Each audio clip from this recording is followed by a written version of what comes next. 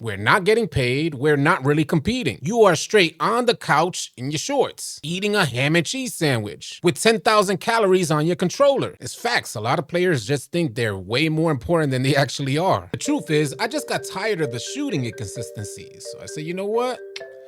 We're going 5 out. Now it's a work in progress, so bear with me. I want to cover a few things in this video, cover some news topics, show you guys my latest build, go over the animations and how I set them up. I don't know, some of you guys may be on the same boat as me, tired of shooting inconsistent on NBA 2K25 and you want to try something different. If you're starting out, you might learn some and want to try it yourselves. We finna get into all the details. If any of you guys are new here, consider dropping a like and a sub. Leave your thoughts in the comment section below. Let's get to the video. It's AllCity. Load up that clip. Hey, what's good, y'all? I'm AllCity. As always, appreciate you guys tuning in. As I mentioned in the intro, we're going to be reviewing some news topics, and I'm also going to show you the build and the animations that I use for 5 out. But before we do that, I want to remind you guys that I have been receiving all of the clips that you've submitted to me on X. I have asked you guys to submit clips of all the weird and goofy stuff that you experience when you log on to play NBA 2K25 because 2K said they wanted proof. The 2K community can't just call the game trash for the sake of calling it trash. They wanted to see proof. And boy, oh boy, did the 2K community respond. And today is no different. We have a few clips that'll just blow your mind. Stuff is just unacceptable for a AAA title, especially considering how much each individual player spends to play this game and how much money 2K actually receives for making this game. After seeing these clips, it's damn near highway robbery. Can we please get another developer to make a basketball game where they're putting their heart into the game and it's noticeable the way 2K once was, the way 2K used to be? I guess we could only hope, right? Doesn't look like it's happening anytime in the near future. Anyway, we'll be reviewing the clips that you submit at a later segment in this video. But to start this video, I want to reference a few posts. One of the hottest topics in the 2K community right now, as it is in on a perpetual cycle each and every year, the comp scene versus the sim nation scene. The difference between the two is a varied playstyle. Sim nation players known for playing the game a certain way and comp players known for playing the game a certain way as well. But the comp scene saying that the way in which they play increases your win percentage. You basically get dubs playing the way comp players play, and their argument is that you won't get the same amount of wins playing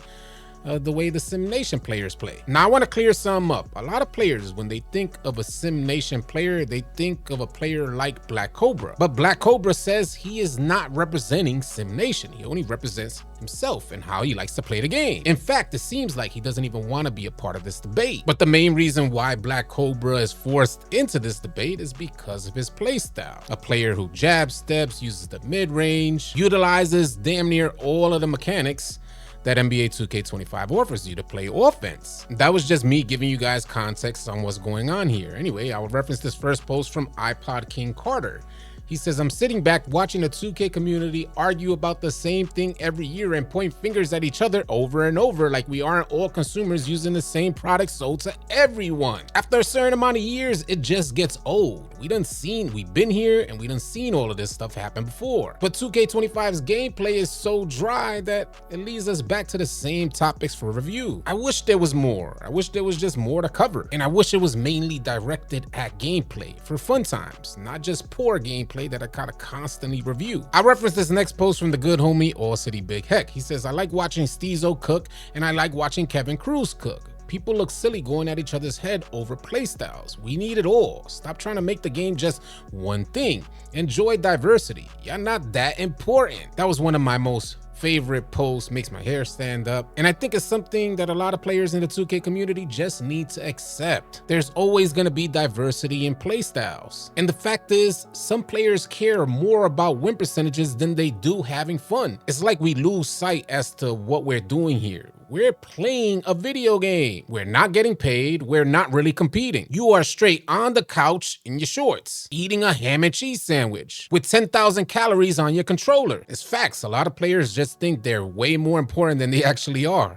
I'll reference this last post from A. Cardi, and I think he's having just as difficult a time as me with NBA 2K25. He says, NBA 2K25 is genuinely the worst gameplay I've ever played. I cannot believe there's 8 months left of this ish. it makes me sick to my stomach to think about. And he adds Baluba. Do you guys remember all the praise that the devs were giving NBA 2K25 when they were trying to sell you the game, and how quickly they dipped off? Soon as they dropped the game, they just disappeared and went on hiatus? I share the same sentiment as A. Cardi. I think NBA 2K25 is going down as the worst 2K of all time. That's just my opinion. I know some of you guys may feel differently, and that's okay. If you're having fun on NBA 2K25, continue to do that, man. It's your money. You spent it on something that you will find entertaining. And I just want to remind you guys that I love 2K. 2K25 is just my least favorite. But over the last few weeks, I've still been logging on and playing the game daily. I just hate that I gotta constantly adjust to all of the changes, whether that be shooting changes, finishing changes, or whatever 2K wants to throw at us. You know, oftentimes 2K players within the 2K community like pointing the finger at each other, but I honestly feel like in my heart of hearts, the biggest challenge 2K players face are 2K servers. And in NBA 2K25, the latency is worse than ever. But that's a topic for a whole video of its own. Anyway, moving on. I want to show you guys my latest 6.4 build. This is the build that I'm currently running 5 out with, and I'm new to running 5 out. Let's load up the build. All right, yeah, so here's the build that I run 5 out with. I'm going to give you guys some key bits of information to tell you how these attributes translate on the court. I already know some of you guys have experienced, like, you apply your attributes to a certain area, but for some reason, it doesn't really apply on court. Like, it doesn't translate to your gameplay, being noticeably different for having higher attributes. Matter of fact, sound off in the comment section below if you experienced some of that. The build is 6'4", 175 pounds with a 6'10" wingspan. Is made at the point guard position and is called an inside out ISO specialist. I ain't gonna front, that name is just dope. The key attributes on this build are the 96 driving dunk. What's an ISO build without a high driving dunk? My 6'5" 2 guard build went crazy with the 96 driving dunk, and I wanted to remake that type of build but with a higher amount of speed with ball and ball handling, which is what I got. He has a 93 ball right now, but that goes to 91. I wanted to make sure I had that shifty shooter on gold. As I mentioned in a previous video, NBA 2K Lab found out that if you want a pure green window, you can get that by getting the shifty shooter badge up to the gold level. As you guys see, I have a 99 free throw. Some of you guys may be like, why in the hell did he go 99? And the fact is, I was just tired of struggling to shoot free throws. You know, normally we would go somewhere between 50 to 75 on our free throw. Like, we're not maxing out our free throw normally for previous versions of 2K, but in NBA 2K25, the free throws are so erratic, and I was just tired of guessing whether or not my free throw was going to go in.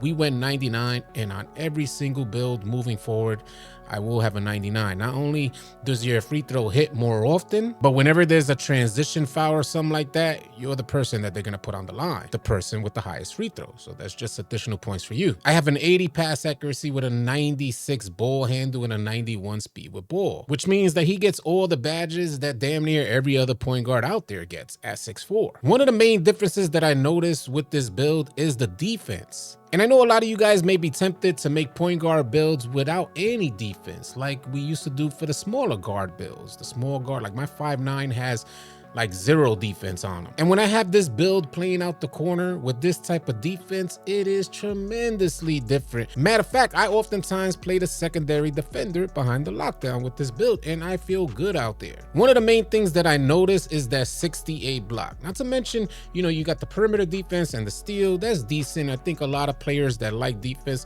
are familiar with those particular attributes, perimeter defense and steal. But the block attribute is where a lot of players would sacrifice that. And if you do sacrifice that, good offensive teams will take advantage of you being so short, and they'll do their best to shoot over you and make you a liability for your team. With that 68 block, is hella different. I think he gets silver challenger, which you could upgrade to gold with your max +1. And trust me, I'm not saying that I used my max +1 on upgrading that to gold, but it is an option. In my opinion, silver is good enough. You notice the difference in those animations, those contest animations ASAP. I'm just gonna slide my webcam over so we can see the physical attributes: speed at an 86, 77 agility, 49 strength, and an 85 vertical to unlock elite contact dunks. Now, when we first made this build, I initially wanted the strength because my 6'5", he dunks really well. This is a 6'4" build, by the way. My 6'5", he dunks really well, so we wanted to kind of recreate that dunking ability. My 6'5" has a higher amount of strength. So what ended up happening is the good homie AllCity Tron ended up making this very same build and took it out there with a low amount of strength. We had one with a high strength, a version of this build with a high strength, and one with a low strength.